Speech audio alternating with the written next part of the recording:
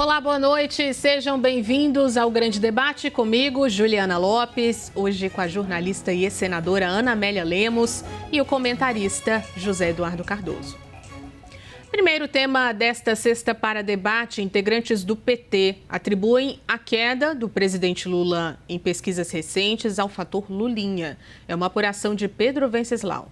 O levantamento da Quest, divulgado nesta semana, aponta que a vantagem de Lula sobre o senador Flávio Bolsonaro em um eventual segundo turno caiu 3 pontos percentuais.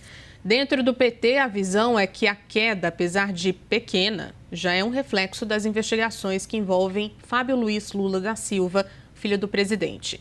Na avaliação dos petistas, apesar dos desgastes enfrentados por Flávio Bolsonaro, incluindo, vamos lembrar, o episódio como o Dark Horse e também a briga com Michele Bolsonaro, ele ainda é visto pelo eleitorado que rejeita fortemente o PT como o nome com mais chances, na verdade, de vencer Lula.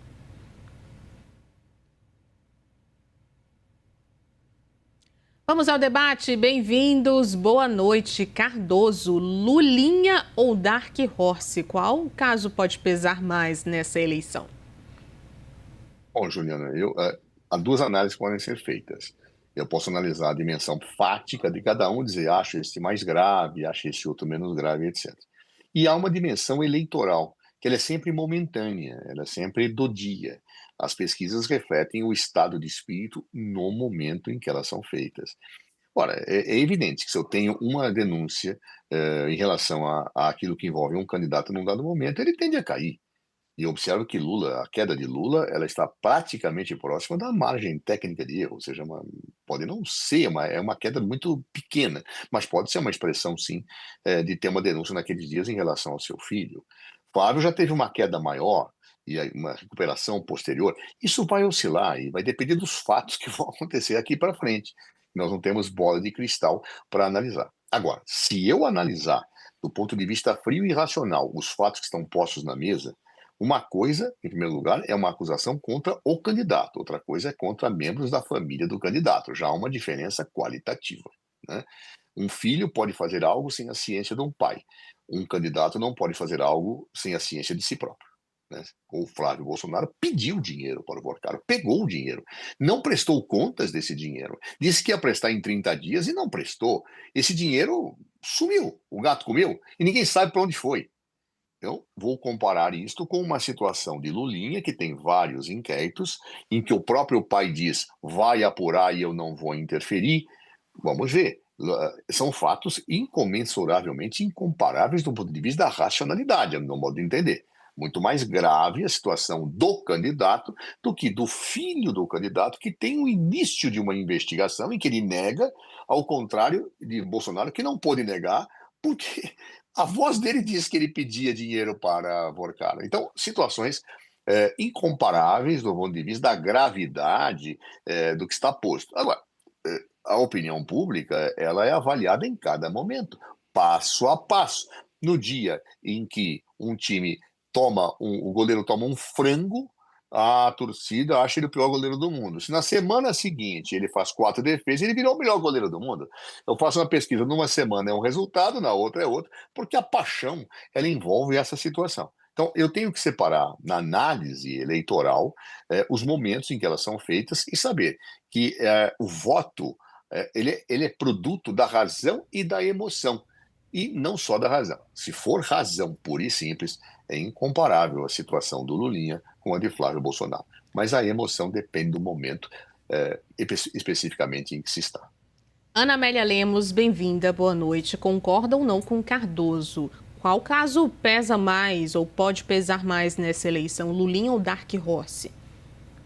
Boa noite, Juliana. Boa noite, Eduardo Cardoso, nossos telespectadores do Grande Debate. Olha, esses fatos eles estão na onda enquanto duram, depois sai da pauta. Sai da pauta, entra outro escândalo e assim sucessivamente até o dia da eleição. Então o eleitor vai ficar submetido a uma denúncia hoje contra um candidato, amanhã contra outro candidato. E assim vai ser a campanha eleitoral. Ela é marcada por isso. Quanto mais próximo for a eleição, mais aguda ficará a tentativa de desqualificar um ou outro candidato.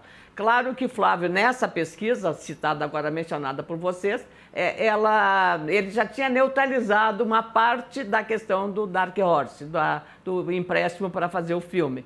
No caso do Lulinha, é a nova denúncia que aparece em relação a esse envolvimento, no caso do INSS, com uma empresária e o resto que está a imprensa publicando. Então, esses fatos, eles vão ter a força ou a influência na eleição, dependendo do momento que aconteceu o pleito e que outros fatores que virão ou não para definir a vontade do eleitor. E claro que ele já está acostumado com essa onda de ataques, de tudo que está acontecendo, e agora contaminando, como nós vimos na semana passada, entre o embate entre Polícia Federal e o próprio ministro André Mendonça. O fato é o seguinte: o presidente da República passa, mas a instituição fica. A Polícia Federal é uma instituição, ela fica. A investigação é o que conta no momento, porque é a responsabilidade. Então, nós temos que ter em conta exatamente todo esse elenco, essa teia de interpretações sobre os fatos que estão acontecendo a cada momento. E uns que, eu diria, causam mais estranheza exatamente pelo envolvimento de pessoas muito próximas de um ou de outro candidato, e que poderão ter um impacto negativo para um ou outro lado. Então, até o dia da eleição em outubro, nós vamos ainda viver sobre muitas emoções, muitas denúncias, porque é o jogo, é a regra do jogo de atacar, é tentar derrubar o adversário. E, lamentavelmente, não é uma forma, mas nós estamos nos acostumando com esse jeito de fazer campanha eleitoral no Brasil, minha cara Juliana. Cardoso, essas novas investigações da PF, é claro que a gente precisa entender o rumo disso, desses inquéritos, mas isso já pode configurar uma mudança de rumo na eleição? De forma nenhuma. Eu concordo com a Ana. São situações de momento, né? E eu lamento que situações dessas sejam supervalorizadas quando nós falamos de uma investigação de fatos que são negados pelo investigado e que precisariam ainda ser apurados, detalhados. Depois se descobre a inocência, mas se desenvolveu todo um atingimento de reputações, né? Era melhor, eu gostaria mais que a discussão se colocasse em outro patamar. Então, vamos discutir política econômica, né? Vamos discutir o que eu proponho para o país do ponto de vista da reforma do Estado, o que eu proponho para a saúde, né? Eu ouvi, por exemplo, o Flávio Bolsonaro falar que vai cortar, e a pergunta que eu gostaria que ele respondesse é: onde? Diga onde. Você vai cortar do que do orçamento? Porque isto sim é importante. Porque se uma pessoa for cortar da saúde, se for cortar do transporte, ela tem que dizer, não é? Eu vou cortar, eu vou cortar, eu vou cortar. E esse debate, ele passa à margem. Eu quero saber também o que o Lula propõe para um segundo mandato, o que ele vai dizer efetivamente que vai melhorar aquilo que existe, o que ele não conseguiu fazer agora e vai fazer depois. Esse era o debate mais rico, e não ficar explorando situações que precisam ainda de investigação. É por isso que eu disse que no caso do Flávio tem uma situação que é agravante, porque tem a voz dele falando, ele pediu dinheiro para o Vorcaro, não tem como dizer eu não fiz isso, né? Diferente do Lulinha dizer, não, eu não fiz, então tem uma investigação e pode realmente não ter feito nada errado, né? Já no caso de Vorcaro, na pior das hipóteses, é uma coisa eticamente inaceitável você pedir 160 milhões para uma pessoa que sabidamente estava acusada de um conjunto de situações e depois ir visitá-lo com a tornozeleira eletrônica já, para dizer, olha, eu não quero não, viu? Ora, por favor. Então, esse tipo de situação, eu acho que mostra uma gravidade diferente, mas era muito bom que a discussão se colocasse num patamar superior. Claro, não que a corrupção não seja importante, ela é importante de ser discutida, ela tem que ser avaliada, mas cadê as propostas para o país? Qual é o programa de governo? Onde estão as diferenças? Ah, você vai cortar? Onde o senhor vai cortar? Para eu saber o que o senhor vai fazer. O senhor vai melhorar? Onde o senhor vai melhorar? Infelizmente, a dinâmica no Brasil ela assumiu esta proporção midiática, passional, polarizada, rasa, rasteira, de pré-julgamentos, muitas vezes que depois não se confirmam ao longo do tempo, Eu acho triste, eu acho que há uma perda de qualidade da disputa eleitoral imensa. Espero que um dia nós recuperemos essa qualidade. Ana Amélia, essas investigações podem ditar os rumos da eleição deste ano? Eu quero chamar atenção para um ponto, Juliana, e diz respeito à nossa atividade como jornalistas. Logo que saiu a notícia da escolha do vice, candidato a vice na chapa do Flávio Bolsonaro, o deputado Alfredo Gaspar, veio uma notícia de que ele era denunciado por um estupro de menor. E eu fiquei preocupada. Assim, como escolhe um candidato já com uma ficha desse jeito?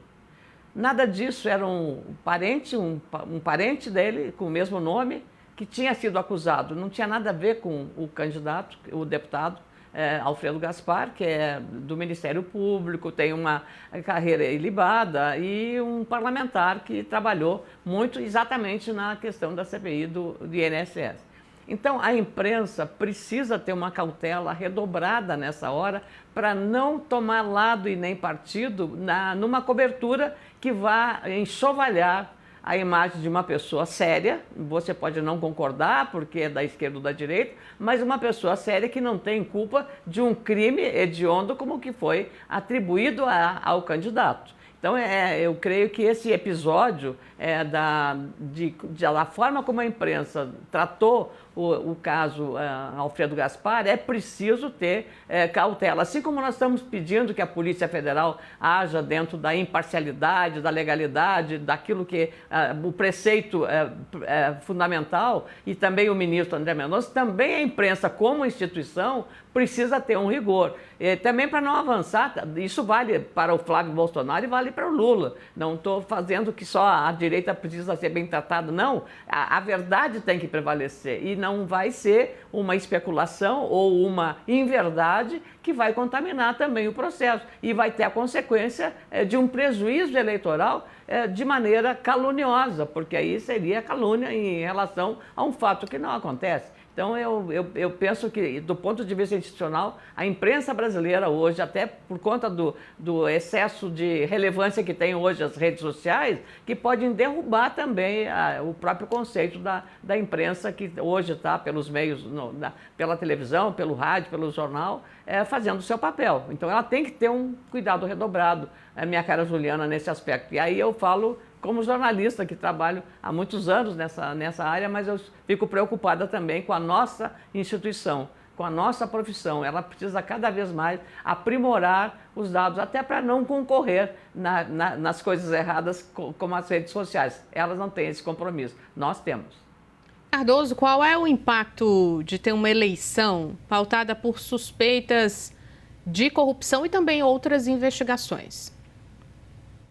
Veja, eu entendo o que a Ana falou e acho que ela tem toda a razão. Ou seja, nós precisamos ter mais cuidado. E é bom até eu falar isso quando eu tenho uma situação específica de um candidato que não é do meu campo ideológico. Quer dizer, eu não sei lá o que aconteceu, se fez, se não fez o vice de Flávio, mas eu não posso sair atirando sem demonstrações mais claras de que a pessoa é acusada. Isso não se faz, não é? Eu não acho isso correto. Eu acho que isso nós temos que tomar muito cuidado.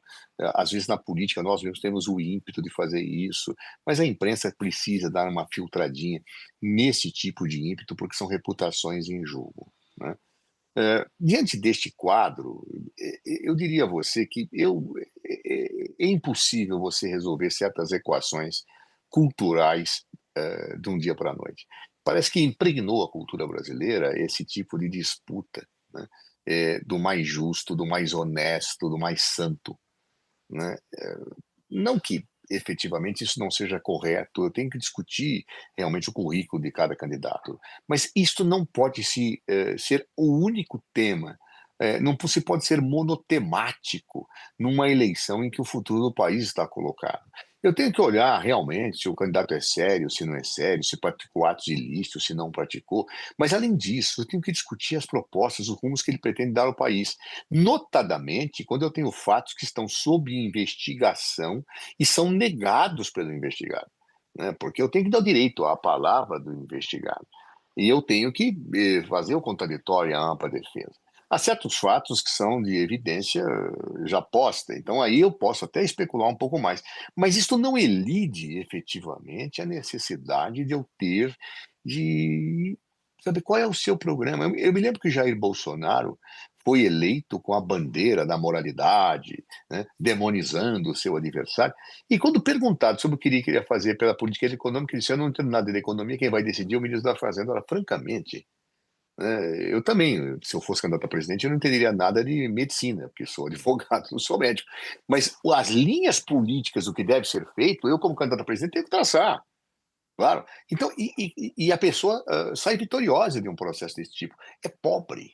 É pobre essa discussão. E eu lamento. Espero que um dia o Brasil resgate a sua potencialidade de ter uma discussão mais profícua sobre tudo aquilo que está envolvido na eleição e não só sobre esse tipo de situação reputacional. Ana Amélia, qual é o impacto de ter uma eleição pautada por suspeitas de corrupção e outras investigações? Eu acho que o que está faltando também, eu tenho ouvido que normalmente a gente perguntava qual é o maior desafio do Brasil hoje. E estamos falando nessa hora que é a hora da decisão do voto. Antigamente se falava o maior desafio do Brasil é o custo Brasil. Para quem quer empreender, é o custo Brasil, falta de logística, o país é burocrático, é caro, o setor público não funciona, e esse discurso todo. Hoje você não ouve, apesar das nossas deficiências na matéria de logística, que são abissais, nós não podemos, a gente ouve mais o que é. Hoje o maior problema do Brasil é a insegurança jurídica.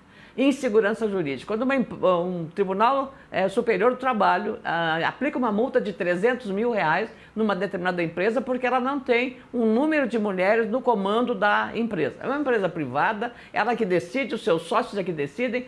Como é que o Tribunal Superior do Trabalho impõe uma multa? Qual é a razão dessa interferência numa coisa que não está escrita na lei?